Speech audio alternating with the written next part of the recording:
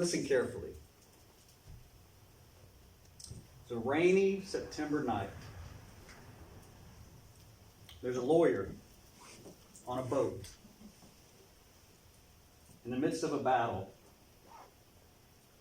And he's looking across this night sky at the Chesapeake Bay, and he sees a fort where his brother-in-law is a commander. And he sees it being assaulted all night long. Shell after shell after shell. Smoke covers the whole thing. He doesn't know if anybody survives. But then, when it gets closer to dawn, the shelling stops. The assault on the fort ends, and he's sitting in that boat, this lawyer, in Chesapeake Bay, and he's looking across to the fort. And you know what he does? He begins to write a song. You know what song that was the beginning of? The Star Spangled Banner.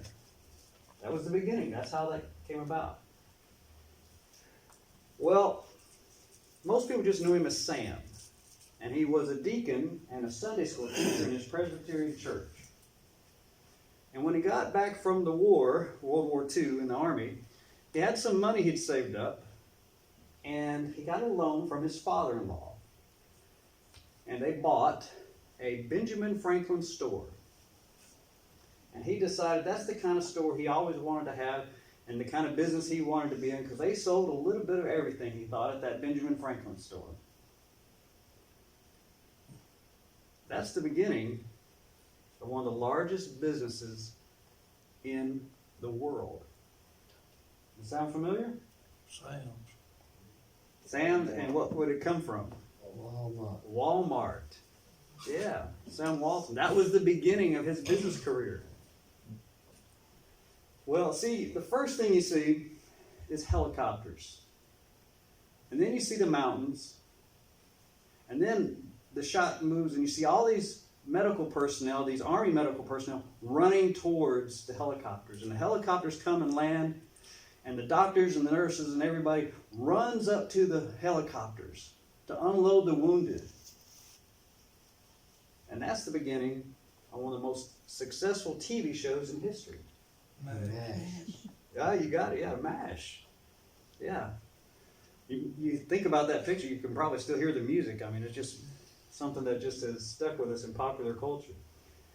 Beginnings are important.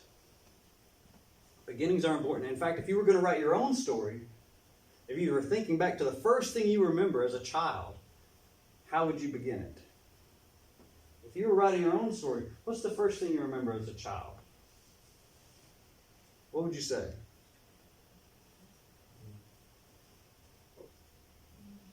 What's your earliest memory? Where would your story begin? What would you say?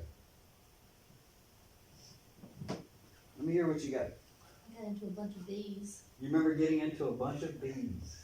and my brother just standing there, Okay. just watching. Okay. What else? If you're going to write your story, where would you begin? What's your earliest memory? Yeah, and a little baby brother. Have what? A little baby brother. A little baby brother. Okay. Okay. Still a brother story. Okay. Who's the one in back? Trying to get into a old timey bathtub, the ones with the legs when I was little. This is my first memory when I was little, and the rug. So I was so little trying to get in, the rug slipped out from under me, and I hit the toilet rim and busted my forehead open. So that's my first. I was like 4 years old. I think that's the first thing I remember. Yeah. Your first one was an accident. Yes, I was. And you got wounded in it. Yeah. In Waycross, Georgia. I remember where it was at. Okay. What else? About 2 I had the mumps, and I remember holding on to Mama's dress and said, "The world is going round and round." Oh, really? First I remember. Got to a bunch of fire ants. Getting into fire ants. Anything else come to mind? What's the earliest memory you have? Mike, what are you thinking? Sitting around the dinner table eating.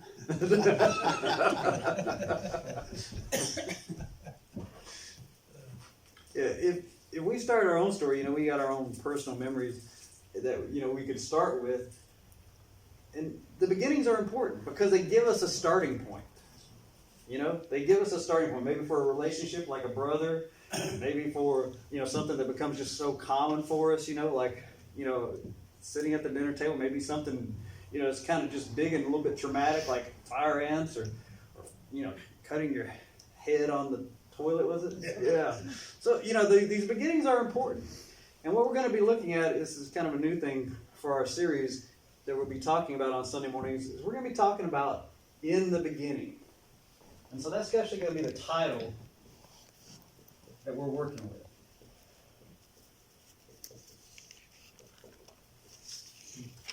In the beginning.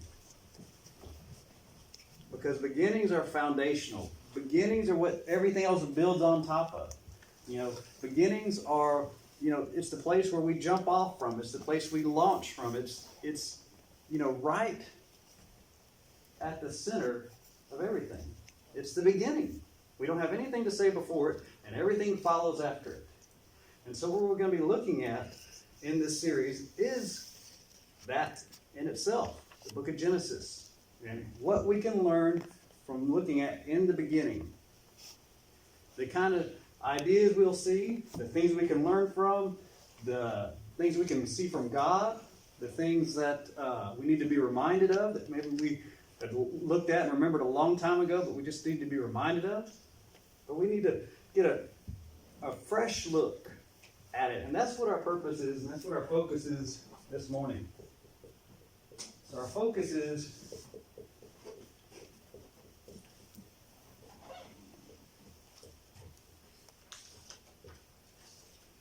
first impressions. First impressions. So we're going to go all the way back and say, if you have a Bible or can get to Scripture in some way, maybe on a smartphone or tablet, if you have those kind of things, we're going to go all the way back to Genesis. And so it's going to be really easy to find. You got the maps, you got the table of contents, like a lot of Bibles, and then you're right there, the first pages.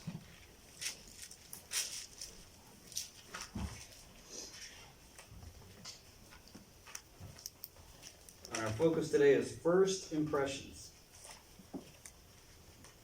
What stands out? What are we being told? What are we learning? First impressions. Say that with me. First impressions. One more time.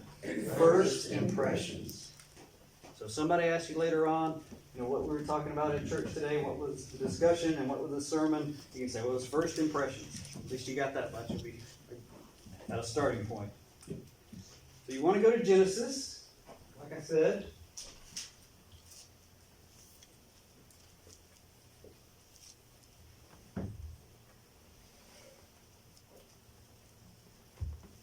Now this is quite unique because when we start and are first introduced to God, there's obviously nobody else there commenting. So this came directly from God. It's not somebody else relaying something to somebody else. This came directly from God because there was nobody else there. And so this is quite unique. There's no other commentary. This is coming from Him. There's no witnesses. In the beginning, God created the heavens and the earth. In the beginning, God created the heavens and the earth. Everything that is seen and unseen. God is introducing Himself as Creator. He's the designer. He's the architect behind it all. Everything seen and unseen, He makes claim to. He says, that's my handiwork. And that's how He introduces Himself right from the start. In the beginning, God created the heavens and the earth. And in the beginning, in the Hebrew that it was written for us in, is Bereshis. And that literally means in the beginning. That's how they named the whole book of Genesis. That's how they would term it. And the Jews had a tendency, what they would do is they would name a book of the Bible by the first words that appeared in that book. And so, to them, this is Bereshis, which means in the beginning. That's the name of their first book of the Bible. In Greek, it's Genesis. and that's the one we've adopted, and it means origins. It means where things originate. And it says, now the earth was formless and void, and darkness covered the surface of the watery depths. It was formless and void. And the Hebrew there is tohu wabohu. And that's my favorite Hebrew thing to say. Tohu wabohu. And so if you ever hear that come up and you're on Jeopardy and you get it right, I get 10%. Because that's one of those strange phrases that you probably wouldn't run across any other way. Tohu wabohu. And it means formless and void. And so he's starting from the beginning saying, look, this is what earth looks like. This is what your home used to look like. It was tohu wabohu. It was formless and void. Empty. And it was a world filled with water. The surface of the watery depths, and the Spirit of God, that's Ruach Elohim, the Spirit of God, and it says, was hovering over the surface of the waters. The Ruach Elohim, the Spirit of God was hovering, and some of the earliest commentaries, especially the Aramaic, say hovering like a dove. So they're trying to give you a picture of what they're talking about exactly. Hovering like a dove over the water, the Spirit of God. And as you see it progress, you see this thing, you have this forming of everything, and then you have this filling of everything. It's formed, it's prepared, and then it's populated. It's made ready, and then the creation moves in. So it has to be prepared first. It has to be formed first, and then life can inhabit it. It has to be prepared before it's populated. And so that's what we see as we move through Genesis chapter 1. Now, as much as, just your mind could just really go on and on with this, as much as there is to talk about in this world, in this universe, and as many things as God could say, I created this and I created this. If He creates everything, then He can go on and on and on and on, and we could have book after book after book of Him just pointing things out, saying, created that, created that, created that. But Genesis isn't that way. Genesis points out very specific things God created. The seas, the stars, the moon, the sun. The reason is, instead of just running through a big list,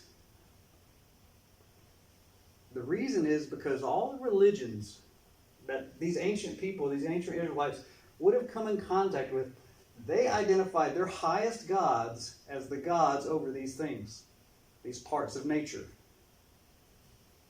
And so God is telling them from the very beginning, He's the one behind it. There's not a bunch of other gods, and they can't claim to be the God of the moon or the sun or all that. He's claiming from the very beginning very specific things that He's the God of, that He created, that He's the author of, as a contrast, so that they will see He's not like all these other religious beliefs that they've encountered.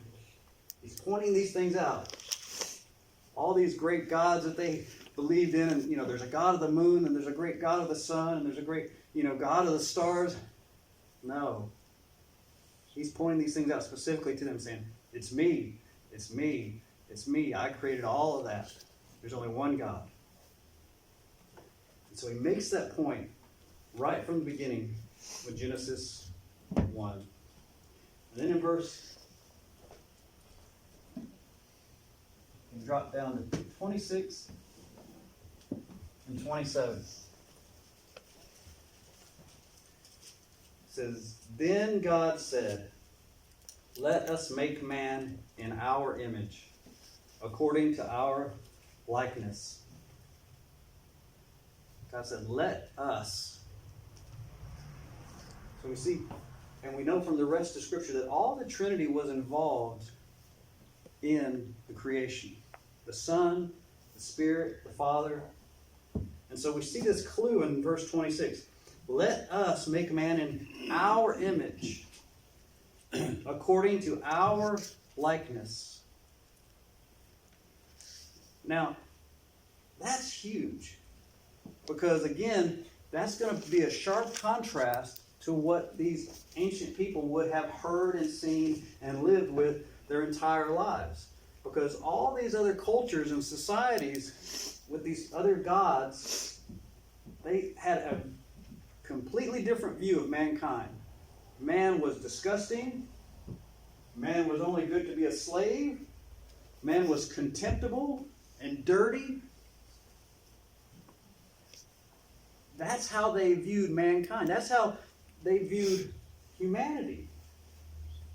And so God puts this in there right at the point in which they would be asking some very important questions about the text and about what they were reading and the stories they're hearing.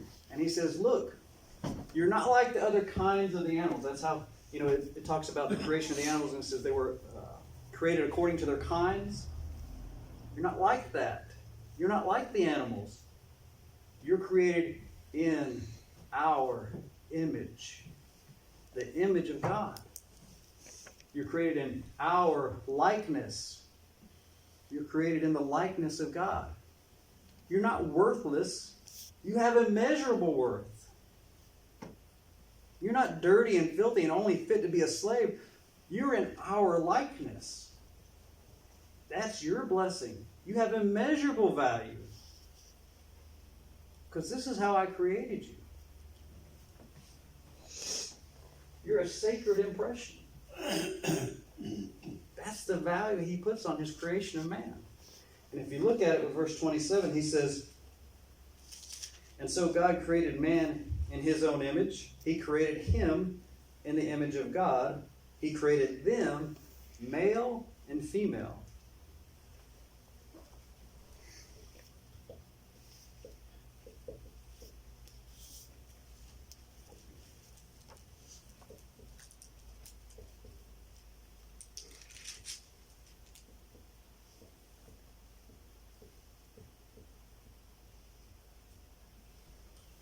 So, the way God is using these terms, man refers to both male and female, just like we would use mankind today. When we talk about humanity, we're talking about women and men. Well, God is using the same thing here, and he talks about them both being in his image. Those are both image bearers. They bear his image. That's the kind of value he's given to them both. And he puts this out there, like I said, in sharp contrast to everything that they would have been told and experienced and heard from other cultures and societies and other people's viewpoints. He puts them at the highest level in his creation that he's talking about in Genesis 1. He's talking about in his image. Male and female image bearers. Now, when it presents it to us in this way, we start to understand a few things. And what we understand is that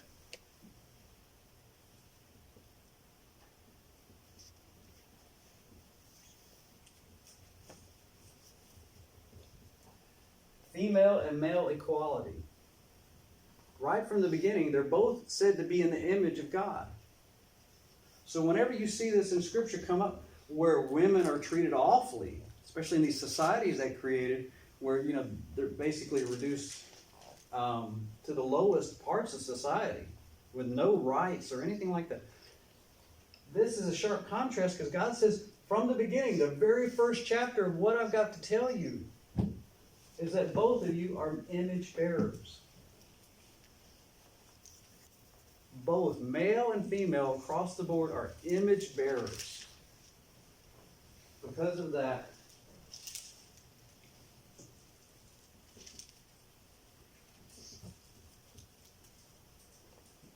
and beyond racial lines, the whole idea of race is just a social construct. You never find that really put out in the Bible or anything like that. It's just something we've come up, and it's very recent too. It's only a few hundred years old. This idea of different races. There are no different races according to Scripture, because they all are image bearers. We all are part and parcel of the original creation. The original creation had within it all the genetic variability so that some could be very light-skinned and some could be very dark-skinned. It had that variability already in the genetic code.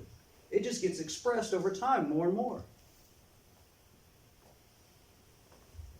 So any kind of racial discrimination we see does not fit with what God tells us about humanity, because we are all image bearers across the board. So it can't be female and male, and it can't be racial. And another thing is that it goes beyond into the idea of human rights. The only reason the Western civilization, Europe and on over into the New World, the only reason it developed this idea of human rights is because of this. The only idea it developed that is because of the idea, the Judeo-Christian idea, is that people are image bearers. That's why you have rights. And so when you see a society get away from that, well, no wonder they fall into so much division and so much hate and so much strife, because they're getting away from the original. If you listen to God from the beginning and followed what He said, this wouldn't be an issue. We have human rights because even within our laws, we recognize that even if you're accused of the worst crime, that you deserve due process. If you were accused of the worst crime, even if there's all evidence against it, you're 100% guilty and everybody knows it, you still have rights to a jury, to a judge, to a trial. And why do we go that so far in our criminal system, in our justice system? Why do we go to that length? Because even the worst of criminals, we recognize, is still an image bearer. And we feel like we owe that to them, as honoring that. What does it say in our Constitution? We put it down at the very beginning. Endowed by their Creator with certain inalienable rights. That means rights that only come from Him.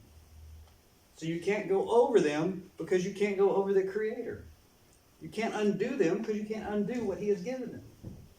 So that's why we have human rights at all. See, this is foundational. This is something we have to know front and center.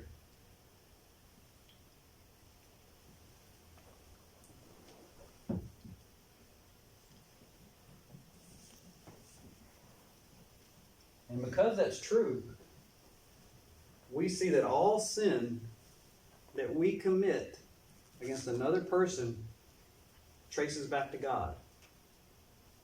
All sin that we commit against another person is a sin against God.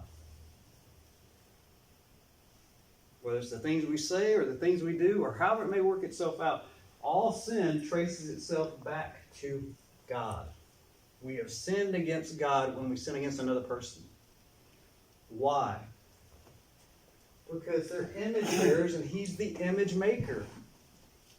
You're sinning against someone who bears His image. See?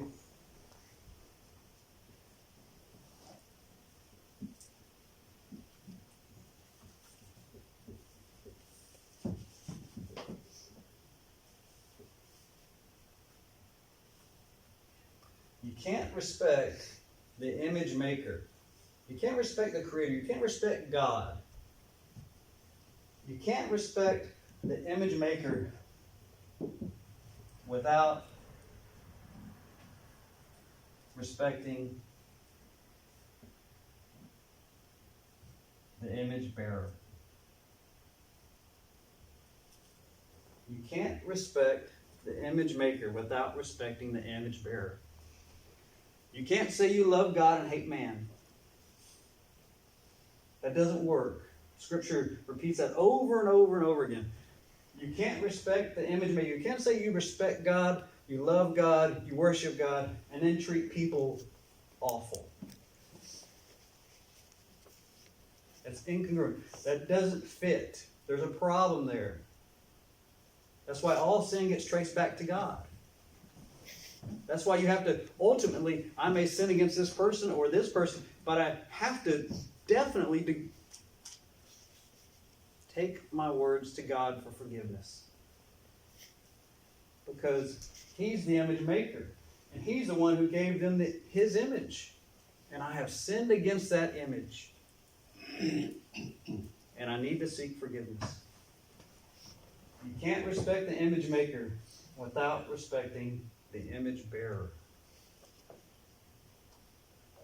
You can't respect the image maker without respecting the image bearer. Say that with me. You can't respect the image maker without respecting the image bearer. One more time. You can't respect the image maker without respecting the image bearer.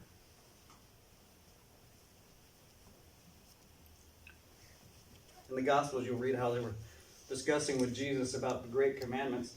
And He pulls out this one that would have surprised many because it's out of Leviticus. And He pulls it out and He says, love thy neighbor as yourself.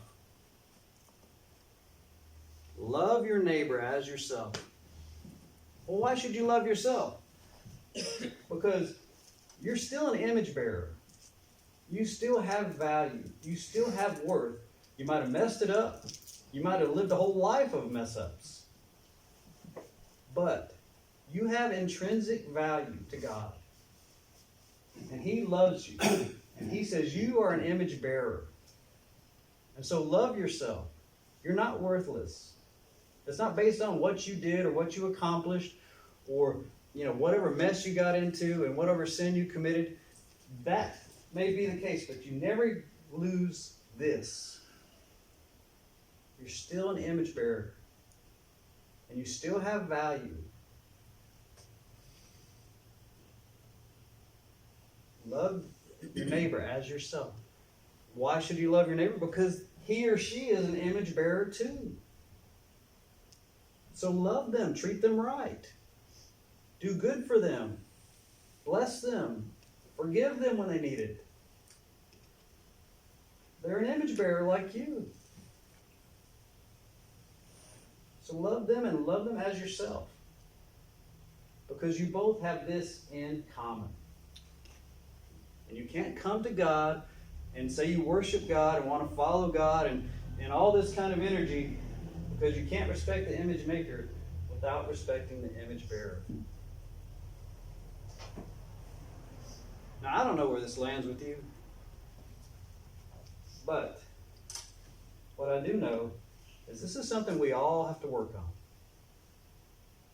Because at some point, we're forgetting the people that step on our toes, that get on our nerves, that may make life rather unhappy for us at times. We're forgetting this part. And when we forget that, we're not honoring God. Because He made them.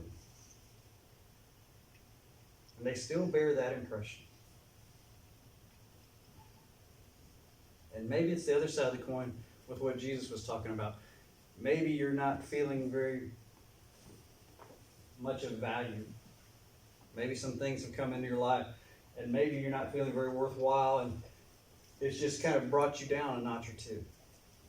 You have value. You have worth, and that is intrinsic, and it can't be taken away because you are an image bearer.